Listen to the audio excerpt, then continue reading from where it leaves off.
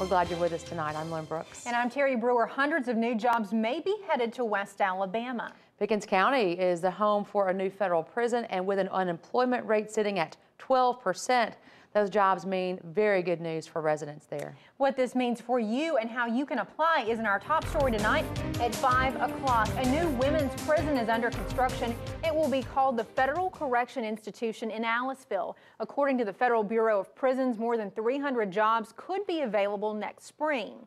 A job fair was held today for interested applicants. Right now, officials say Congress has yet to approve a budget for the prison, but they anticipate that happening in October. The jobs range from physicians to correctional officers. Officials say this will have a major impact on the area. Well, we are going to offer approximately 320 to 330 jobs in the community, and of course they'll bring in revenue to the community and live in your community and eat your food and buy your products here. So it can have a big economic impact from the community. Officials expect the facility to be complete by the end of December and hope the jobs will be filled by next spring. For more information, you can call the Federal Bureau of Prisons 972-352-4200 or go to WVUATV.com, click numbers and links. WVUA is covering Brookwood, where Friday marks the 10-year anniversary of the Brookwood Mine tragedy.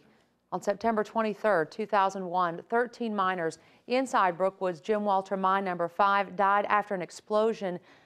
Methane gas ignited, then caused that explosion. After that, some miners were trapped and died while trying to save their co-workers. On this 10th anniversary, signs of remembrance can be seen all across Brookwood. 13 crosses bearing the names of the victims have been placed in the front yard of one family near the Walter Mine. The victims' names and flowers have been placed along a fence. Residents say it's important to never forget what happened and also to remember those who were lost. Thoughts and prayers goes out to those that have lost loved ones. For it's a great loss to the community. I hope we all remember the tragedy of this mine, and especially now the safety that we have, the federal and state regulations that we have. I thank God for those. The city of Tuscaloosa is hosting a memorial on Friday in honor of the 13 miners and their families. Organizers say they anticipate a large crowd marking the 10th anniversary. The program will be at the Tuscaloosa Amphitheater. Former University of Alabama football player Saran Stacy will be the MC and guest speaker. Gates open at 4 p.m. The service starts at 5. Watch WVUA News all this week for special coverage as we remember the lives lost in Mine No. 5 1 decade ago. Some Tuscaloosa County students may see a different face teaching their classes next semester. Superintendent Dr. Frank Costanzo says about 80 county schools employees may retire before December 1st. Costanzo says the reason is because the Alabama legislature increased medical insurance costs. He says about 240 employees are eligible to retire, and some may choose to leave in the middle of the school year, which can disrupt a student's learning environment. Costanzo says he's talked with Governor Bentley about pushing the rate hike back until the end of the school year.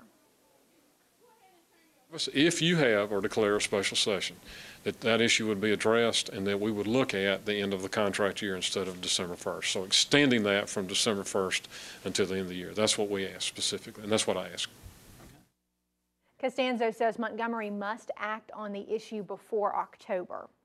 A Tuscaloosa restaurant destroyed by the April 27th tornado will make a return to 15th Street.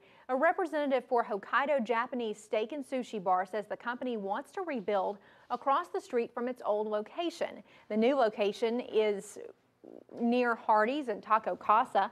Owners signed the final document September 7th and are waiting for approval from Tuscaloosa city leaders before construction can begin. Officials say the restaurant will take at least 120 days to complete. Well, it's been a historic day for the U.S. military. The policy of don't ask, don't tell officially ended this morning. And now in its place, a policy designed to be blind to sexual orientation. But as Chris Lawrence reports, it may have come too late for some. Hundreds of American troops who got kicked out of the military for being gay or lesbian are about to get hit again with a reality check. If I was trying to go back in active duty right now versus reserve, the Navy wouldn't take me in the job that I was doing before. Jeremy Johnson was discharged in 2007. You basically wrote a letter to your commanding officer outing yourself. I did, and it wasn't something that I wanted to do. It was something that deep down I felt I was forced to do in order to kind of maintain my sanity. Mike Almy had finished a tour in Iraq and been recommended for promotion to lieutenant colonel. Then he was outed by another officer and kicked out of the Air Force. Obviously, I've had a 5-year gap at this point in my career, so nothing's going to fully repair the damage that has been done to my career. But I'm hoping that I can just at least get back in there where I left off, resume my career. Both are applying to get back in, but the repeal of Don't Ask, Don't Tell is no guarantee. I'll be honest, I've talked to people who wanted to go back in, and they started making the phone calls to recruiters and found out that their set of circumstances just wouldn't allow it. And there's letdown. I mean, you can hear it in their voice. Some are too old now. Their specialties are no longer needed, or their jobs are fully staffed. The military is getting smaller, and more people are staying in. And the Pentagon says service members who separated under Don't Ask, Don't Tell will be evaluated according to the same criteria applicable to all others seeking re-entry. In other words, there's no waiver. I think it would be awesome if that could happen. But I know the hard truth is that it's not practical. And Service Members United, which calls itself America's gay military organization, says more than 14,000 were discharged under the Don't Ask, Don't Tell policy.